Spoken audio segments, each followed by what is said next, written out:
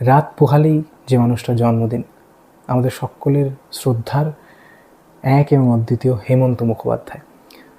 তো হেমন্ত মুখোপাধ্যায়ের একটা গান এবং তার পেছনের গল্পটা একটু বলি। তো বম্বেতে গান তৈরি হচ্ছে, নচিকেতা ঘোষ গিয়েছেন গান তৈরি করতে। তো হেমন্ত মুখোপাধ্যায় বলছেন যে এবার একটা গান কিছু করুন। তো দুজনেরই একটু অন্য ধরনের একটা গান করার ইচ্ছা, তো কাকে দিয়ে লেখানো যায়। তো নচিকেতা ঘোষ বললেন যে এই মুহূর্তে সেই সময়কার বিখ্যাত চলচ্চিত্র পরিচালক বিমল রায়, তার অ্যাসিস্ট্যান্ট হিসেবে কাজ করছিলেন একজন, তো তার লেখালেখি খুব ভালো শুনেছেন, তো তাকে ডেকে পাঠানো হলো। তার নাম মুকুল দত্ত। তো প্রথমে উনি রাজি হননি, কিন্তু পরবর্তীকালে যেহেতু হেমন্ত মুখোপাধ্যায়ের গান এবং নচিকেতা ঘোষ সুরকার, তো উনি রাজি হলেন এবং একটা খসড়া লিখে দিলেন। সেটার ওপরেই সুর করলেন নচিকেতা ঘোষ। এবং এই গানটাতে চমক হিসেবে কথা ব্যবহার করা হলো প্রথমবার, একটা প্রশ্ন, এবং সেই প্রশ্নটা করেছিলেন নারী কণ্ঠে। যিনি এই প্রশ্নটা করেছিলেন তিনিও একজন বিখ্যাত অভিনেত্রী সেই সময়কার, চাঁদ ওসমানী, যিনি মুকুল দত্তের সহধর্মিণীও ছিলেন। গানটা কি ছিল?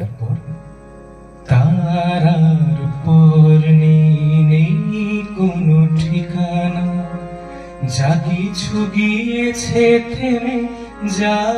থেমে যাক না। তারার পর নেই কোনো ঠিকানা, যা কিছু গিয়েছে থেমে যাক না। তার আর পর নেই কোনো ঠিকানা।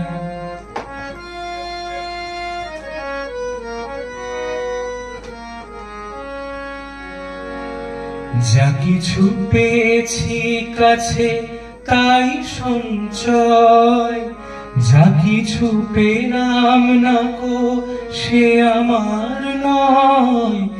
যা কিছু পেয়েছি কাছে তাই সঞ্চয়, যা কিছু পেলাম না গো সে আমার নয়। পাহাড় নিষেধগুলো পেরিয়ে দেখি কি আছে আমার পথে পড়ে। তারপর তারার পর নেই কোনো ঠিকানা, যা কিছু গিয়েছে থেমে যাক না। তারার পর নেই কোনো ঠিকানা।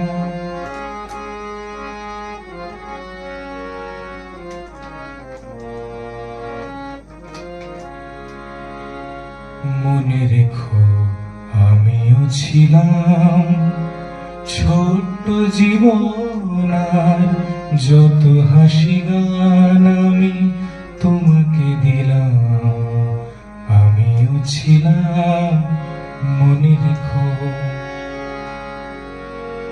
মরণ পেরিয়ে যাব এমনি করে, কোনো পিছু ডাকে আর থামব না।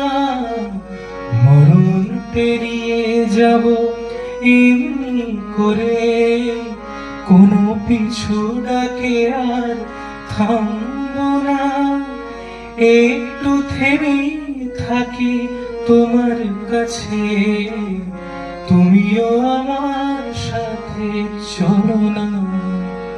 তারপর তারার পর নেই কোনো ঠিকানা, যা কিছু গিয়েছে থেমে যাক না।